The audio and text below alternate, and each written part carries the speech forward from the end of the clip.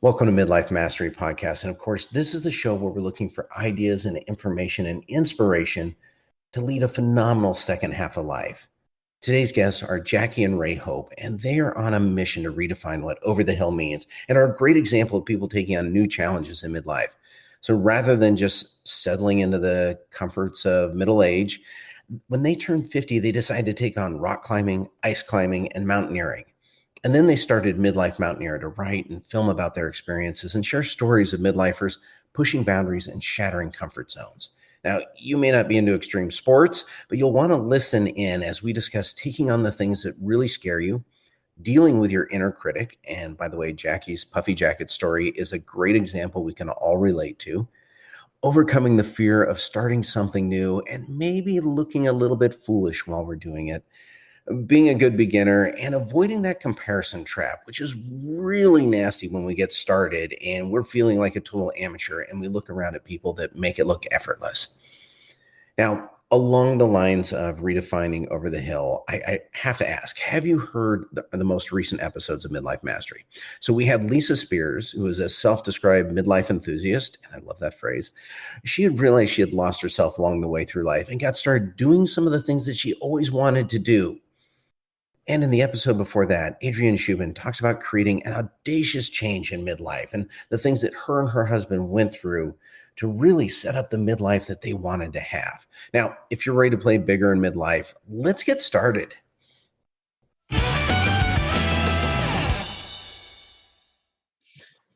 Welcome today. In fact, today's guests, we have Jackie and Ray Hope from Midlife Mountaineer fame. And so Jackie, Ray, I can read your bio on Instagram, which is just adventuring, storytelling, redefining what's over the hill. Redefining what's over the hill. I love that. So tell me just a little bit, how do you introduce yourself to people, or kind of what is Midlife Mountaineer about? That's a lot of questions. Just jump in wherever you want. Well, first of all, Brock, I just wanted to say a huge thank you for inviting us. It's a real honor for us to be part of the Midlife Mastery podcast. And we're really excited to see other inspiring initiatives in the midlife space. There are really, really great conversations to be had about this exciting time of life. So a little bit about us. We are Jackie and Ray Hope. We are the Midlife Mountaineers, and we are actively reinventing what we thought would be over the hill. We are in our mid-50s.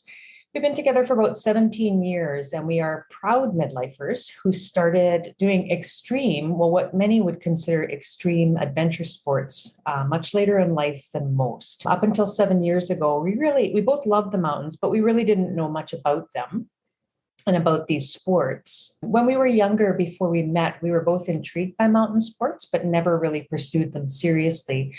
But when I was 46 and Ray was 50, that changed. And for us, mountains have become analogous to life. We all climb mountains throughout our lives, and these can be real and metaphorical. And we created Midlife Mountaineer to tell these stories. Some people might wonder, well, if you really like the mountains for so long, why didn't you go climb them? And one of the reasons is because we're right in the middle of Canada in the prairies. And so the closest mountain to us is about 2 days drive and a plane ride away. And of course, during COVID, that's gotten harder to do. But yeah, we've been in love with the mountains for many years. And we took a trip 7 years ago to Japan. It was my 50th birthday. And Jackie had lived there previously for about 5 years. And while we were there, we climbed a mountain that Jackie had climbed when she lived there. And so we both did it. It was more of a scramble type climb, not the kind where you're hanging off the side of a mountain, but more the kind that you'd walk up and use mostly your feet. The odd time you have to use your hands. And when we got back from Japan, I just said, you know what? I want to do rock climbing. I want to do mountaineering. I had kind of put it off, and there was just kind of like this switch kind of flicked in our heads.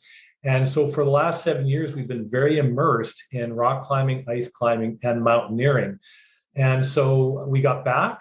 We joined our local Alpine Club here in Canada. We have the Alpine Club of Canada, which provides a opportunity for people of any age to get involved in the alpine environment, which usually includes rock climbing, ice climbing, skiing, and mountaineering. And so we got fully immersed, starting off with ice climbing because we came back at the end of October. And so we were just hitting our winter season. So we started ice climbing. We have a 60-foot tower smack dab in the middle of Winnipeg.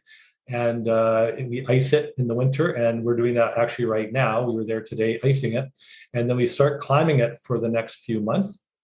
And then in the summertime, we started rock climbing, and same pretty much group of people doing both, and different groups that tend to go out into the mountains because, again, it is a much larger expedition for us. But we started doing that after about in our third year. We rock climbing, ice climbing for the type that we started off doing, it's actually quite safe. We call it top roping. So there's a rope that goes up to the top of your climb, back down. And so someone's always got you on a rope. So if you fall, you can literally let go. In fact, when you get to the top, you do let go, and then they lower you down. So it's quite safe. You can do more advanced climbing, which we've gotten into to some extent. But when you get into mountaineering, that was definitely outside of our comfort zone.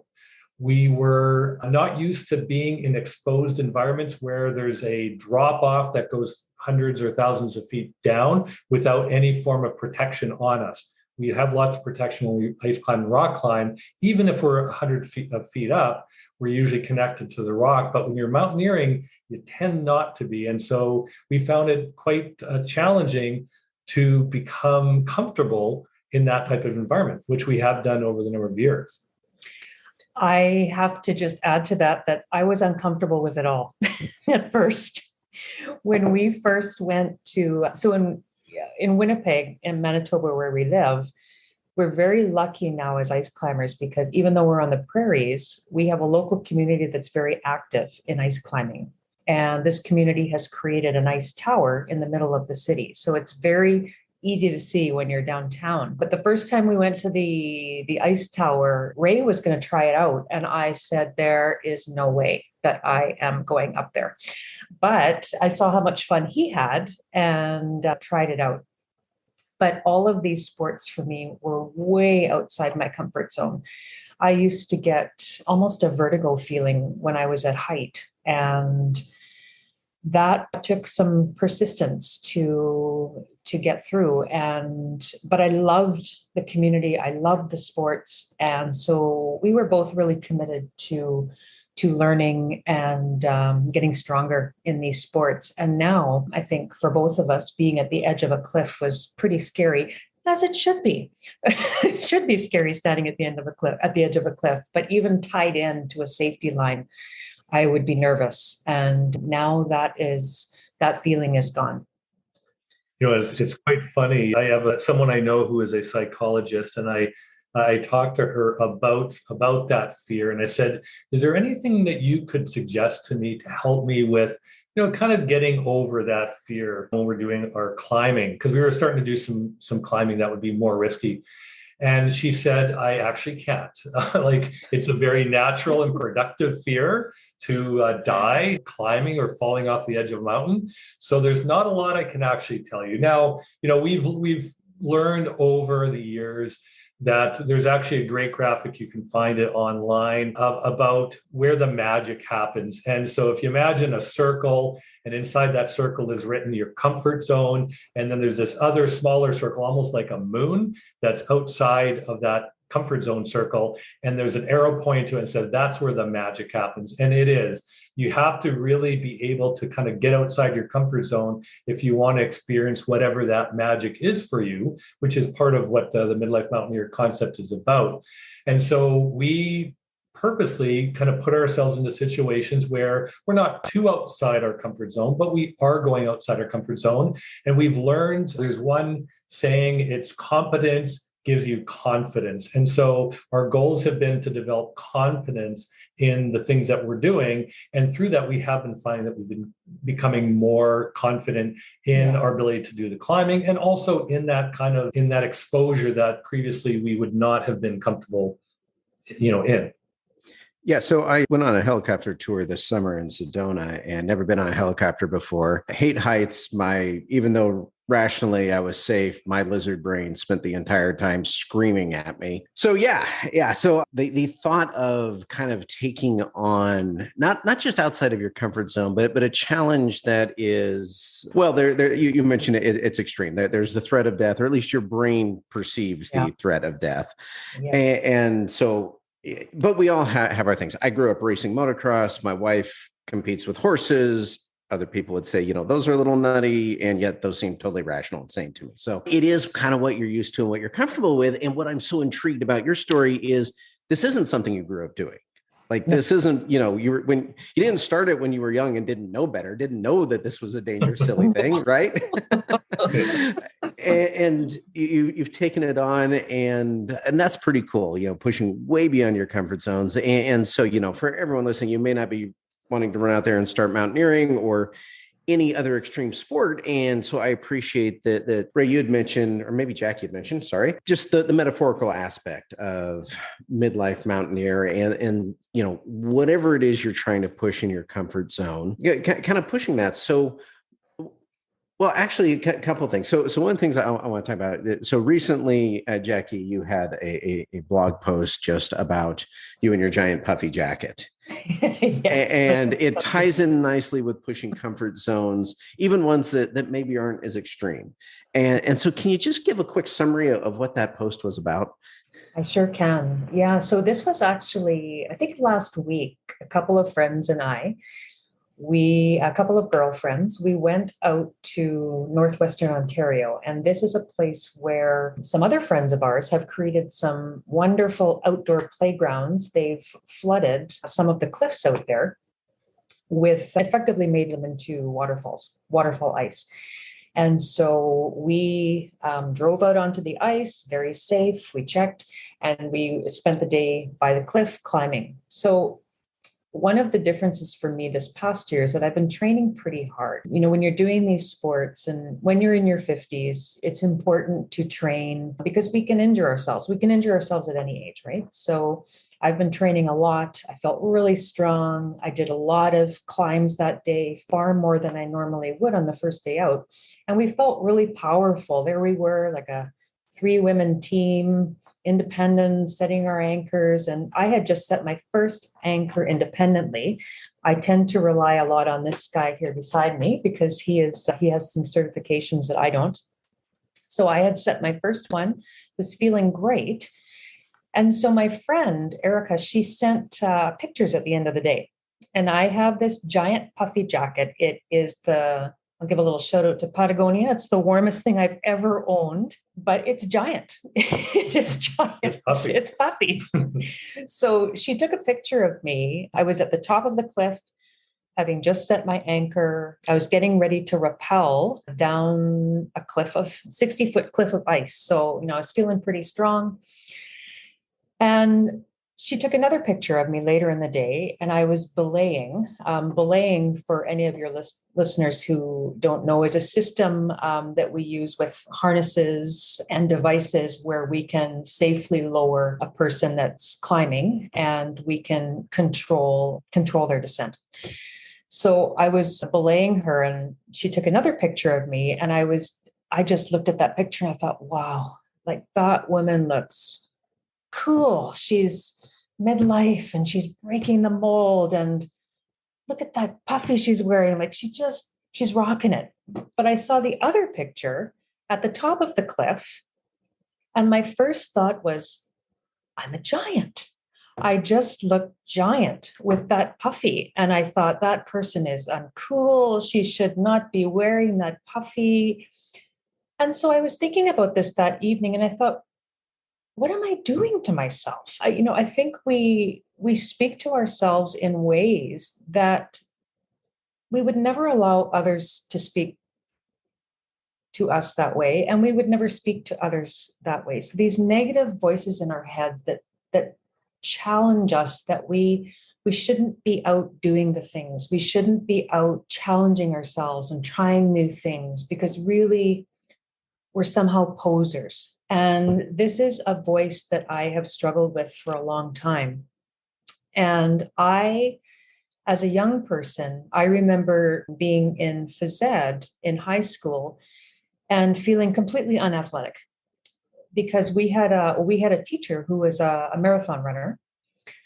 And every class we did long runs, and we did not train for those runs. We just had to run. And so for many, many years, because I used to get sick after most of those runs because, we didn't train for them. But I remember feeling for much of my life, I am not an athlete. And that little voice came back to me when I saw those two very different pictures with the same person. You are not an athlete. But we are athletes. And this is part of that pushing through that discomfort zone in some of those challenging voices that come to us throughout our lives. But I think in midlife too, we are not immune to those types of thoughts. And I made a promise to myself that evening that I'm leaving that behind in 2021. And we are doing all the things, and we are loving all the pictures of them, giant puffy or not. Well, the psychology is pretty amazing, isn't it? Because you're doing an extreme life or death kind of activity, like you're belaying someone so they don't fall and get injured or worse.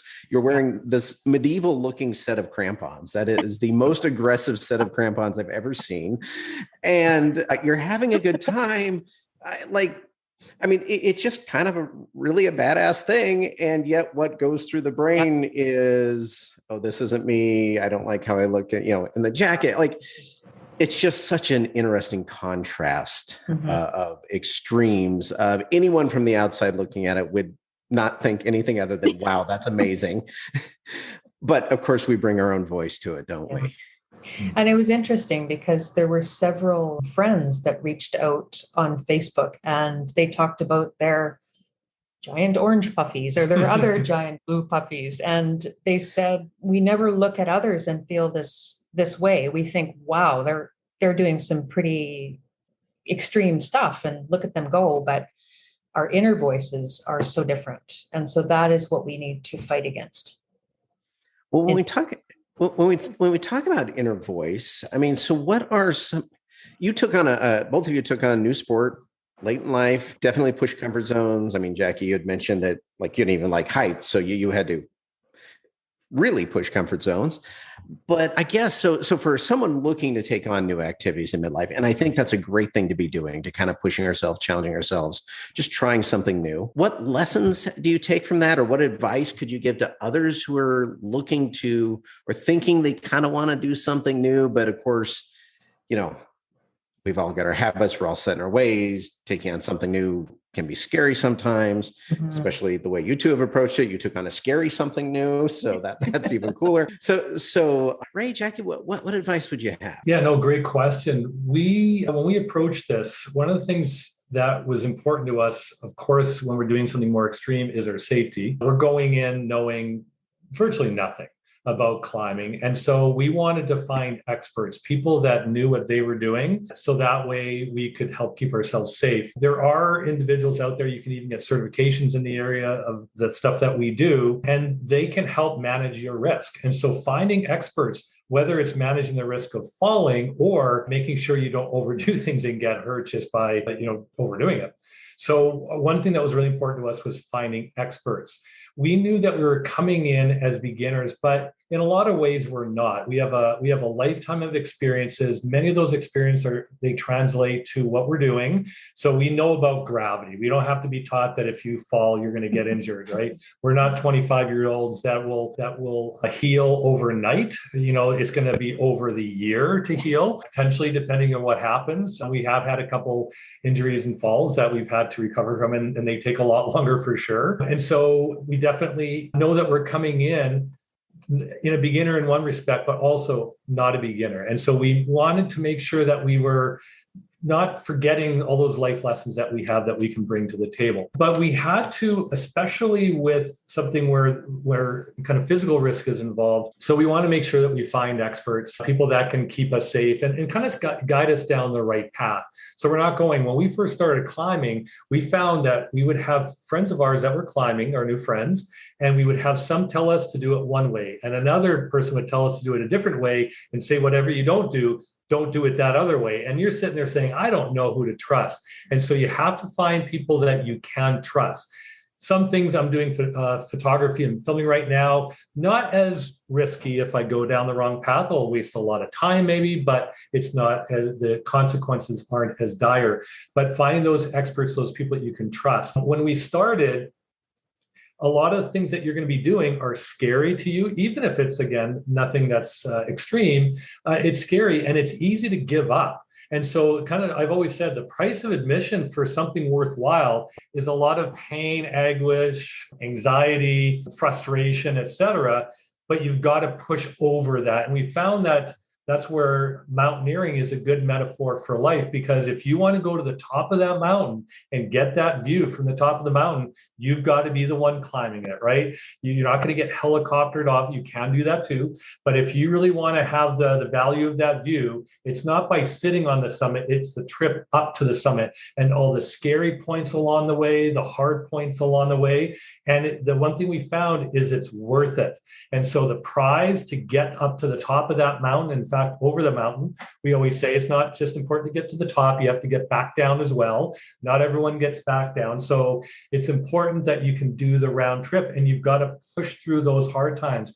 And so we found that one of our biggest lessons was to have perseverance through the hard times. And that's true in life as well. So both for the physical and the metaphorical mountains. Well, you hit something there, and one of the fears that I find that people come across, and I mean, you can just translate that as one of the things I find that I come across, is the fear of looking like a novice. When you're trying something new, no one wants to look silly. No one wants to be the one doing like the 100% wrong thing when everyone's looking around going, what is that person doing? And yet, of course, obviously we all look like novices because we're novices, right? We're starting something new. Yeah. We're not going to avoid it. So, and maybe that wasn't a fear of yours. I don't know, but if it was, what's your advice for kind of addressing that as you are taking on this new thing, and you will be new and you will look new at it? Yeah, that's a great question. One of the things that I think is really important when you're getting into something new like this, especially when you're in midlife, and many of the folks that are doing this sport are quite a bit younger than we are. It's quite a multi-generational group.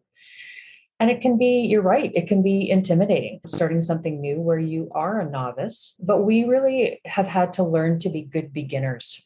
And looking to experts who might be a lot younger than we are. We've learned from people half our age.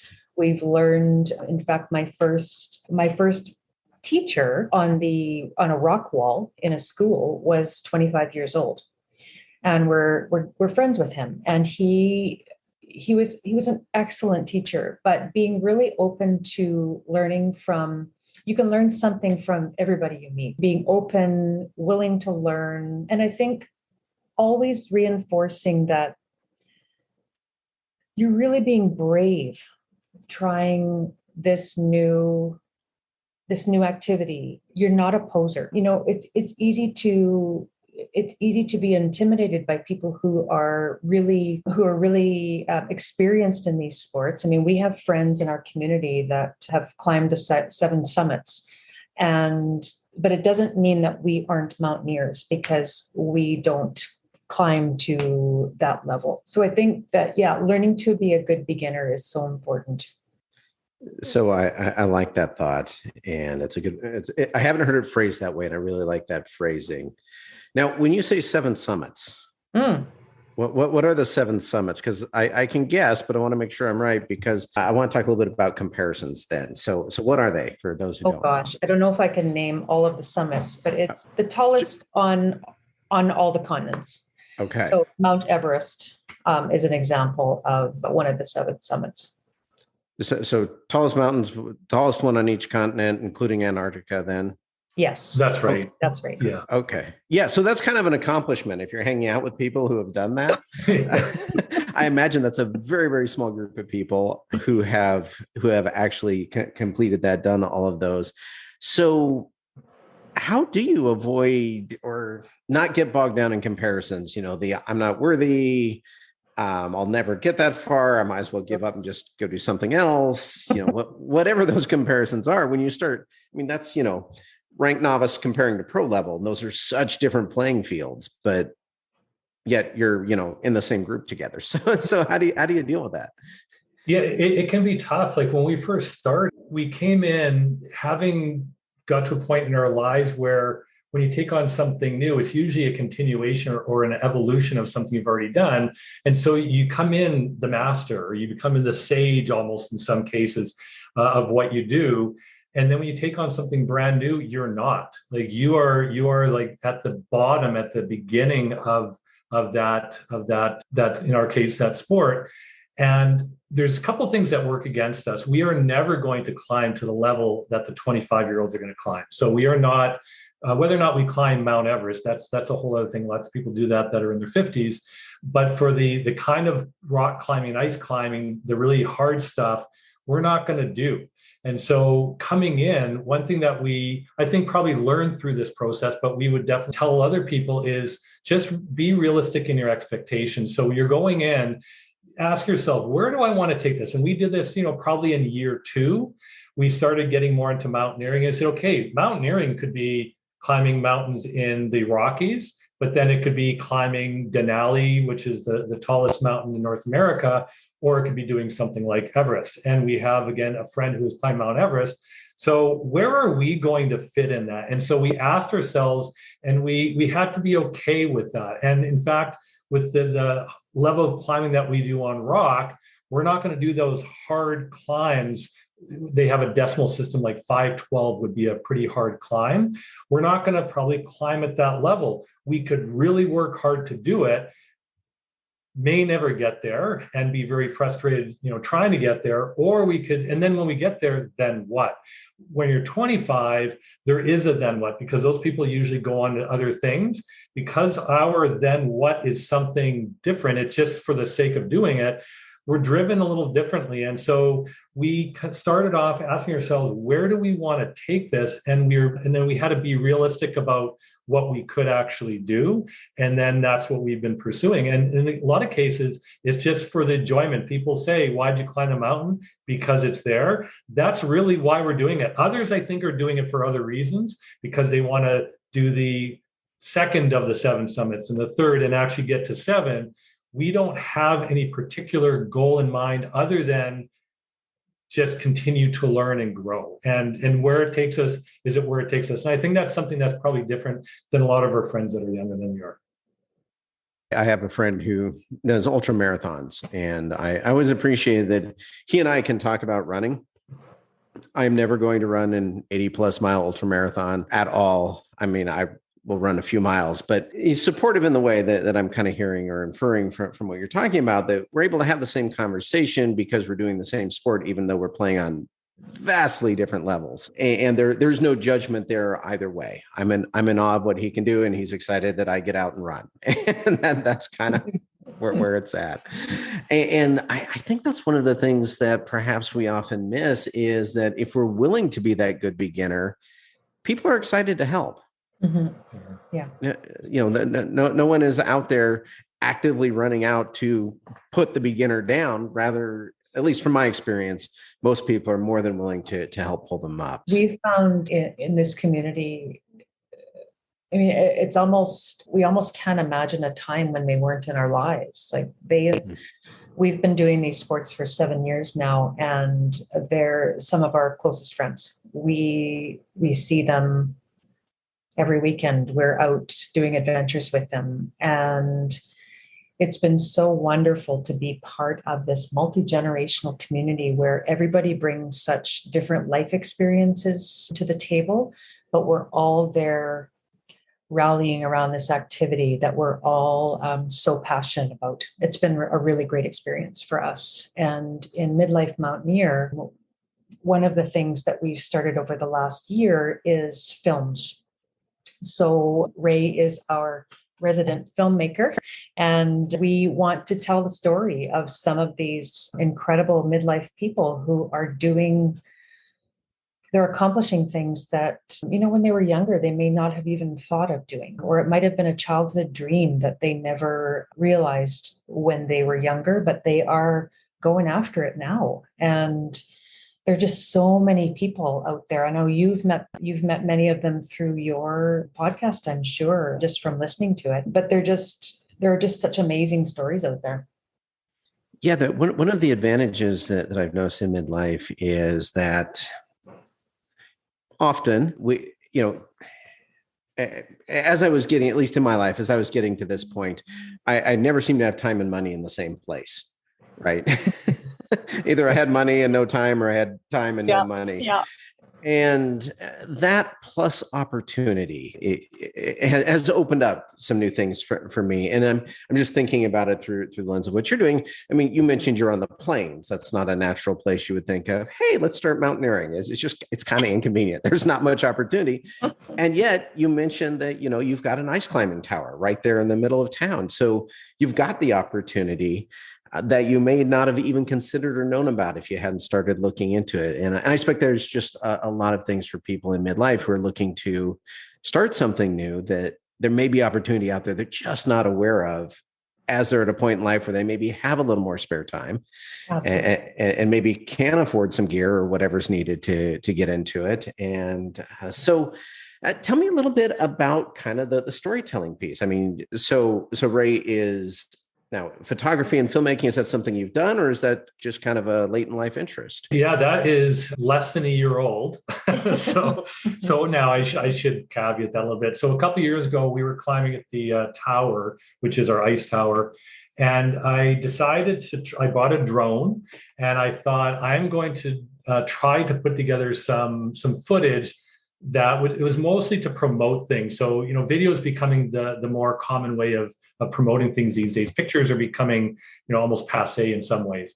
And so there's a concept called phone and drone. So you put footage together that's specifically from your phone and a drone, but not from regular cameras. And so I got some lenses that you can put onto your phone just to kind of do a little more with it.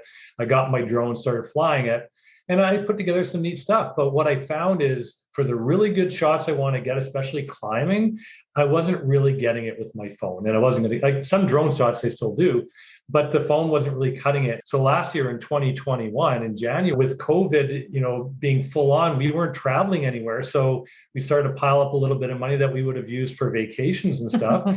And so I said, you know what, let's get a real camera. We were trying to do some stuff and the phones weren't cutting it anymore. We're doing a phone on ice climbing in the prairies, because everyone says, where do you ice climb in the prairies? And so we say, well, we have a 60-foot tower, and 2 hours east of here is the Canadian Shield, which is very rocky. These are mountains that today are not as high as the mountains in the Rockies, but probably a couple million years ago, they were bigger than the Rockies. They've just been worn down, but they're great to climb in.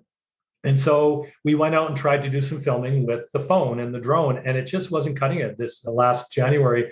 So we went out and we got a camera, and then we started getting lenses, and we got lighting equipment and sound equipment and another camera. And so now we have a full production studio ready to go.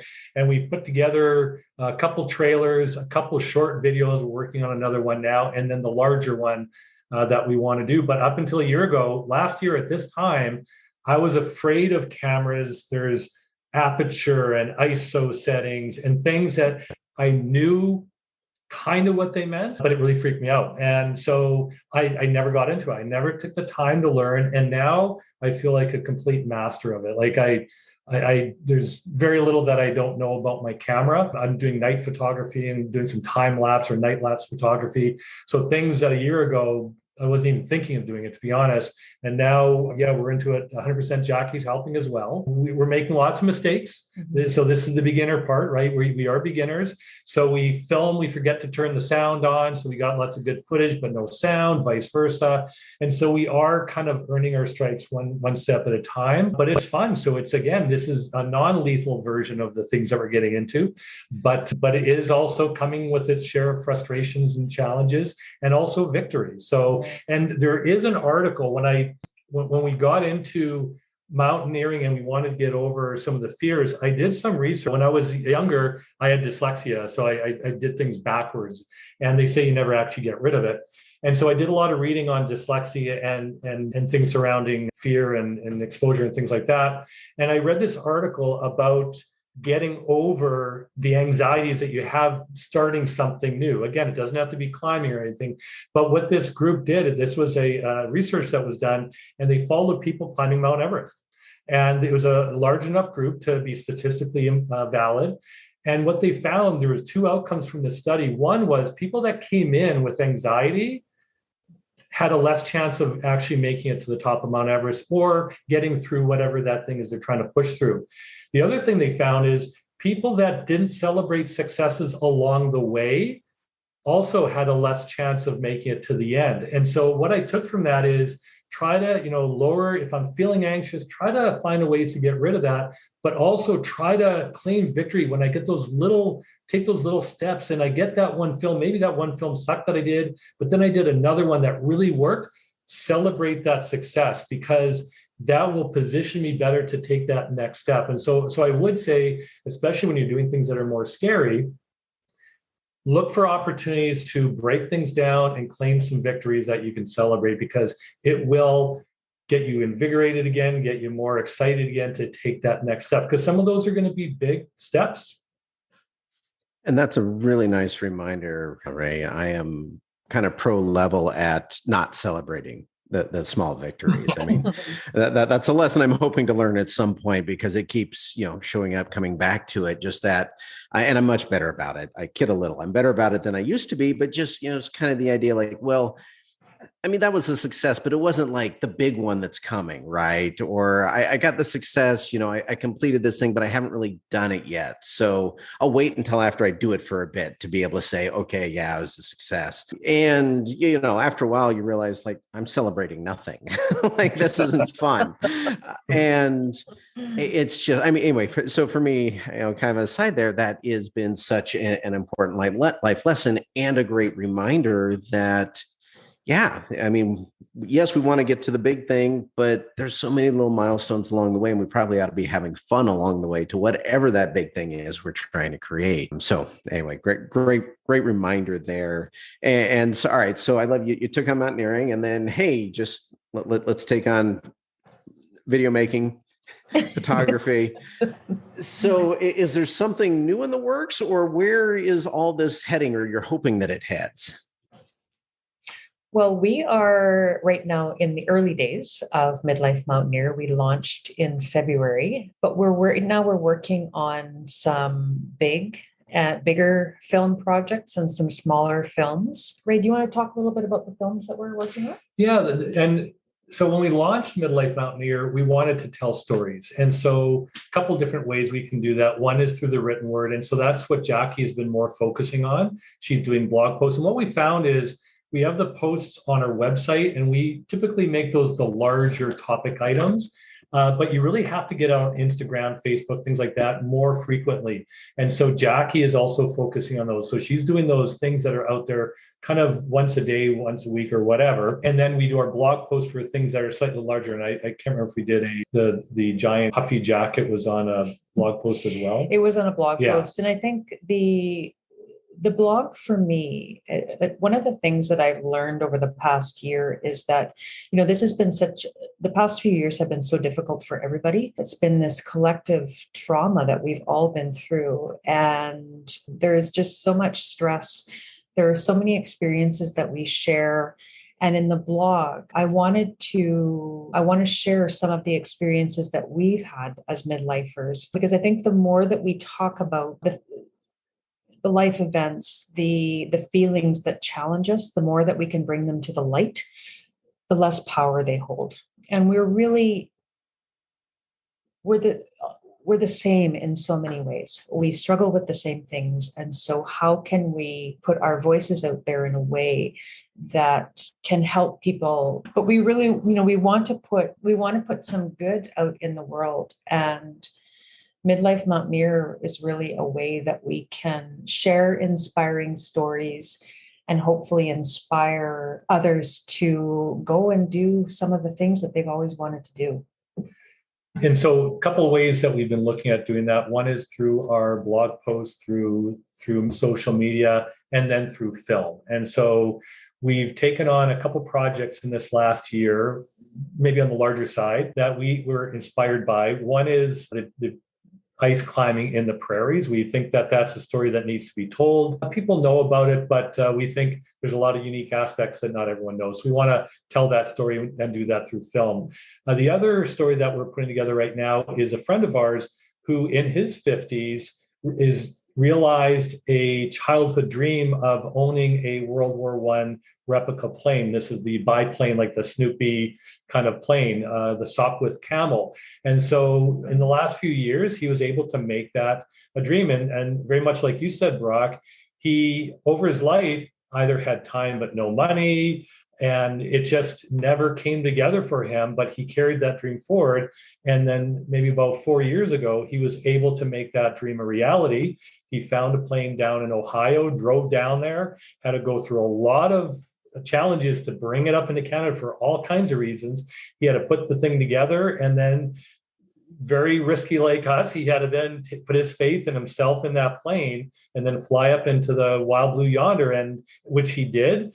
And, a real great example of someone who took a real big chance at making that childhood dream become a reality. So we want to tell that story. We actually have been filming that now for probably half a year or so, and it'll take a while to put together. But those are the types of stories that are we think they would be better to be told through video rather than through the written word. So we're looking for both opportunities. Mm-hmm. So let me ask, that this is going to sound wrong, but I'm not thinking of a different phrasing. Why bother? And I don't mean that in any kind of negative sense. You could be off having fun, enjoying life, mountaineering, ice climbing, all of that, and yet you're committing substantial amount of time and effort to documenting it, to telling stories, to writing, learning new skills, all of that. So what's inspiring you to do that? And by the way, I think this is a really, really cool project. I love the idea of telling the stories of people in midlife who are doing fantastic things. Yeah. So, a good example, an unfortunate example, is very recent for us. One of our friends who we have been doing interviews for our ice climbing recently passed away. And very sad, for that, because he was actually the first person that belayed Jackie when we went on Real Rock. So we're very sad for that loss. But because of our filmmaking, we actually have a lot of film of him. And so when we are putting stuff together, we get to go back and look at that film, and we get to make sure that we incorporate him in the story. And that's something that we wouldn't have been able to do. And so it's always surprising, when we're going down these paths, we go in with one intention, but there ends up being all kinds of these benefits that we get out of these things that we do that were never anticipated. We couldn't have contemplated the friends that we have today, that we, as Jackie said, they're the ones that we spend most of our time with. So we couldn't have imagined that we would have these friends today that 7 years ago, we didn't have any friends that we knew that climbed. So, and they have become our biggest friends. So while we are chasing these dreams, it's, again, going to the mountaintop. The goal at the end of the day is not really to get to the mountaintop, is to push yourself beyond where you thought you could go. And yes, you get to the mountaintop, you get the great view, but you could have bought the picture. You can go to the visitor center and buy the picture. So it's not really that. It's the ability to say, I did that thing. And I have these experiences and these friends that come along with it. I think I would add, with our friend, like Ray mentioned, he was the first person to belay me. And I believe that his encouragement got me up that rock face because it was so challenging. And he was such an excellent teacher. And there was just so much wisdom. And I think midlifers bring a maturity to their reinvention. Ray tells a story about the song by Joni Mitchell, Both Sides Now. And when she sings that song in her early 20s, comparing that to when she sings it in her 50s or maybe even 60s, we saw that song, a different version of it in the movie Love Actually. And when she sang it the second time, you really felt it in the second version that she had lived so many experiences and that she had seen the world from both sides now. And so for us to capture those stories, capture that wisdom is super important for us. And also, I would add that what we're doing now is a way for us to, number one, stay active as we're getting older, but two, it helps us to scratch that creative itch. Both of us were musicians in past lives, and this filming and storytelling and the blog, it's a way for us to bring that creativity back into our lives and that artistry. I think, Ray? Mm-hmm. Mm-hmm. I love it. Love it. And like I say, it excites me that there are people out there like you who are getting those stories told. You know, it's just a big part of starting this podcast was not seeing those stories told, not having great role models out there, at least not visible ones, you know, not just, it doesn't get much attention. And so I love the attention being brought and the care being brought to it. And I love that you're not just documenting it, but you're out there doing it as well. And the mountaineering and the ice climbing and all that. Well, as we start wrapping up today, so people who want to find out more, find the blog, find some of the films that you're working on. What's the best way for them to track you down and interact with you? Yeah, they can visit our website, www.midlifemountaineer.com. And on our website, we have our blog. We have several trailers for our film that are posted there. Listeners can also join our community. They can subscribe to our mailing list and they'll get the first notifications of any new postings that we have, any new films that we're putting out. They can follow us on Instagram at midlife_midlife mountaineer. And we're building our dream and we would love to have more midlifers join us and learn about what they're doing and reach out to us and say hello. Well, fantastic. Well, any questions we haven't answered today or haven't asked yet today? I think one of the things that I would add is I think many of us have a very inaccurate perception of what we're capable of. I think mountaineering has taught us that. I remember, oh my gosh, going on our first mountaineering trip. We were, of course, with guides and a big group of people, but physically it was very challenging. And the feeling of standing up on top of that mountain is something that physically it's something that I never ever thought I could do. And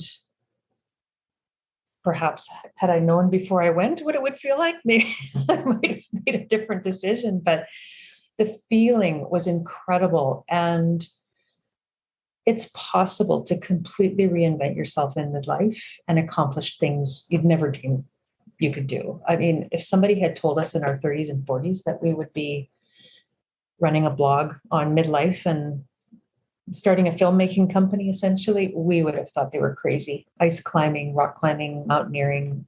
I don't think that would have ever crossed our minds back then, but it's possible. And while you might think you're starting from the beginning, midlifers aren't starting from the beginning. We bring a lifetime of professional knowledge and experience and wisdom that we are able to translate into new environments. And so to be able to harness those experiences, it's so possible to bring them to something new. Razor in the rock. Yeah. One thing I just wanted to go back to when we're talking about Jackie's giant puffy jacket, just to follow up, and something that occurred to me while we were talking here. Jackie had mentioned that one of the shots was at the top of the cliff and one was at the bottom of the cliff. And so when Jackie was at the top of the cliff, what we typically do is we create an anchor and we have bolts that are set into the rock, and you build an anchor on that, you put the rope into that, and then you what we call rappel down, and you connect that rope to your harness, and then you lower yourself down the rock face. That is one of the most dangerous activities in rock climbing. Many people have met their fate because they rappel off the end of the rope. We usually put knots in. People have not, and they've rappelled right off the end of the rope. Where we're climbing, that's not going to happen because the ropes are longer than the climb, so all good. But you might make a mistake as you're connecting yourself to that rope. And so Jackie had not done that on her own up until the point of the puffy jacket incident. And so while Jackie, I think was focusing on the puffy jacket, really, to me, what was a huge milestone is that Jackie built her own anchor without me there, because I've always been there otherwise.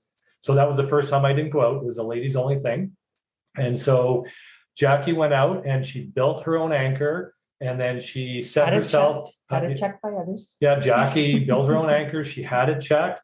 She set herself up to rappel down that rope and then safely rappelled down that rope. And that was a really big milestone. I remember the first time I rappelled down, your biggest fear is that you've missed one thing. And again, lots of people, there's two ropes that you clip into both sides of the rope. People have clipped one side, not realizing they didn't clip the other side, and then it just basically unravels.